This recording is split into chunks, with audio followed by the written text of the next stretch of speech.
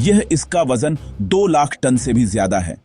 यह ठोस स्टील से बना है, पत्थर से भी भारी, फिर भी यह तैरता है। हर रोज ऐसे सैकड़ों धातु के दैत्य सबसे गहरे महासागरों पर तैरते हैं, लेकिन कैसे? ये पत्थरों की तरह डूब क्यों नहीं जाते? और क्या होता है जब इंसानी घमंड यह भूल जाता है कि तैरना असल में कितना नाजुक होता है?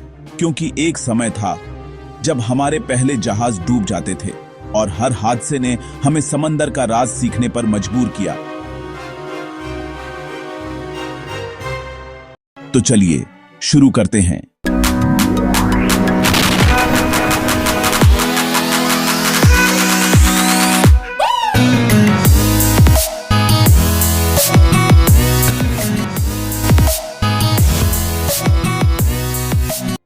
शुरुआती इंसानों के लिए पानी चमत्कार भी था और रहस्य भी। वो उन्हें पालता भी था और डुबोता भी था। उन्होंने एक अजीब चीज देखी, लकड़ी का लट्ठा तैरता था, लेकिन पत्थर तुरंत गायब हो जाता था। किसी ने लकड़ियों का गट्ठर लेकर नदी में कदम रखने की हिम्मत की। बेद्धा तैरने लगा और इतिहास बदलने लगा। लेकिन वो शुरुआती बेद्धे हमेशा तैरते नहीं रह पाते थे। जब वे डूबते तो लोग सोचते कि नदी नाराज है। वे नहीं जानते थे कि यह भौतिकी थी। सदियों बाद एक आदमी ने इस रहस्य से पर्दा उठाया। साइराक्यूज के आर्किमिडीज ने देखा, जब उन्होंने अपने टब में कदम रखा तो पानी ऊपर उठा और बाहर छलक गया। उन्हें एहसास हुआ कि पानी वापस धक्का देता है। कोई चीज जितना ज्यादा पानी हटाती है, ऊपर की ओर लगने वाला धक्का उतना ही मजबूत होता है, जिसे उत्प्लावन बल कहते हैं। अगर ऊपर की ओर लगने वाला धक्का वस्तु के वजन के बराबर हो तो वह तैरती है। ज्यादा भारी हुई तो समंदर उसे अपना बना लेता है। यह जहाज बनाने के विज्ञान का जन्म था। लेकिन नियम जानने का मतलब यह नहीं था कि हम हमेशा उसका पालन कर सकते थे। मिस्र से लेकर चीन तक और वाइकिंग्स के बर्फीले समंदरों तक इंसानों ने तैरते हुए साम्राज्य बनाए।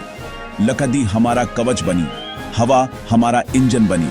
लेकिन हर नाविक को एक ही बुरे सपने से डर लगता था, वो पल जब जहाज बहुत ज्यादा झुक जाता था। समंदर धैर्यवान था, वो गलतियों का इंतजार करता था। और गलतियां औद्योगिक युग के साथ आईं, जब हमने धातु से जहाज बनाने की हिम्मत की।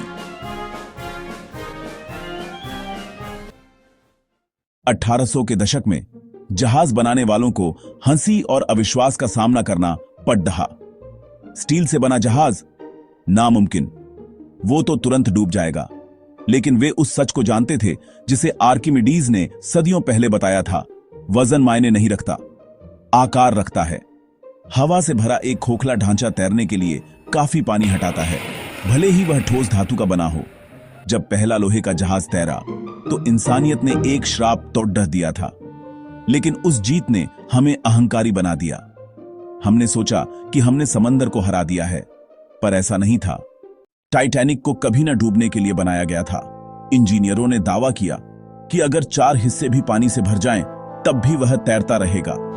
लेकिन 5 भर गए। पानी एक एक करके हर दीवार के ऊपर से बहने लगा, जैसे गिरते हुए डोमिनोज। समंदर ने कमी ढूंढ ली थी।